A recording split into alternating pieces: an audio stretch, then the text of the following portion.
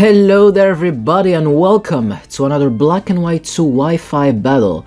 Today I have a game against the homie TheGameDreamer, and this format is something he suggested. We are playing RBY Generation 1 in Black and White 2, which is the last Nintendo DS Pokemon game, but we're only gonna use Pokemon that existed back then, the first 151, except for Mewtwo and Mew, because this is not an Uber battle.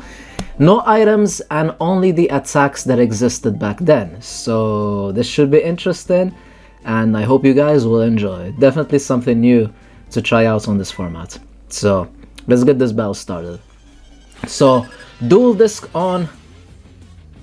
It's time to duel. That's all I gotta say. So anyways, he's gonna lead with his Starmie as I'm gonna lead with my Clefable.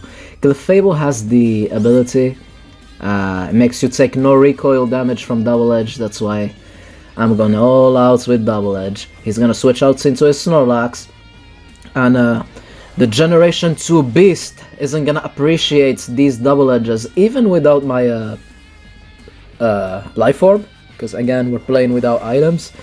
Double Edge still hurts. Double Edge hurts a lot.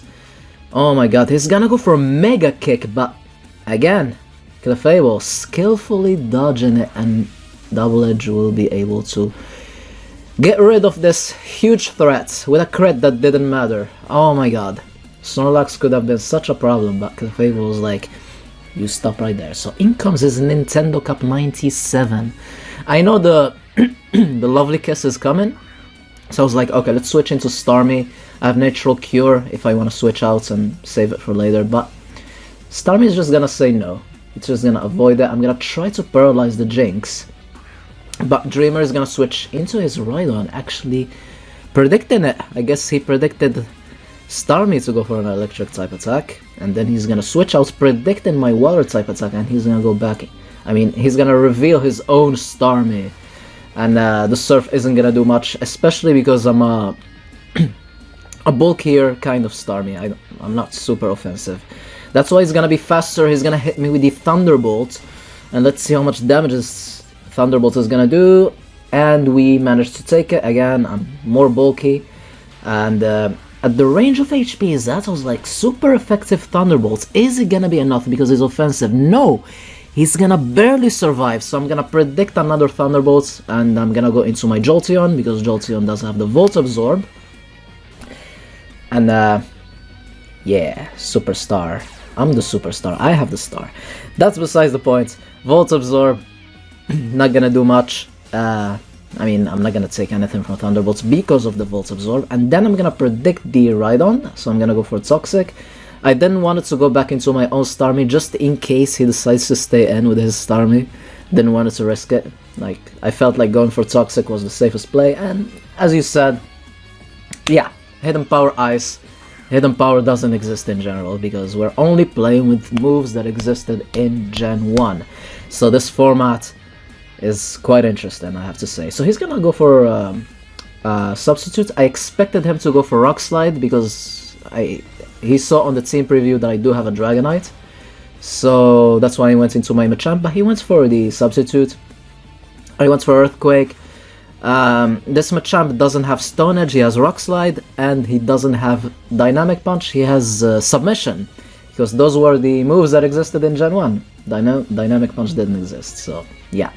So yeah, he's gonna save his Rhydon for later. He's gonna go into his Aerodactyl, predicting the Earthquake again, but I actually went for Light Screen just in case he switches out into a special attacker, because I do have the Light Screen on this set, which is quite interesting. He's gonna go for Toxic again. I'm assuming he predicted my switch, but I didn't, so there's the Rock Slide. No Stone Edge, Rock Slide. Is it gonna be enough? Let's see. Machamp, do you guys believe? And he's gonna barely take it. It's not Stab. So yeah. And it's not Stone Edge, of course. So he's gonna go for Fire Blast. He must have forgotten about my Light Screen, so that's not gonna do anything. And Machamp will go for the Submission! Yeah, you barely ever see Submission in Generation 5. The animation looks kinda similar to the Generation 1 animation. So there you have it. If you have never seen Submission in Gen 5, you just witnessed it.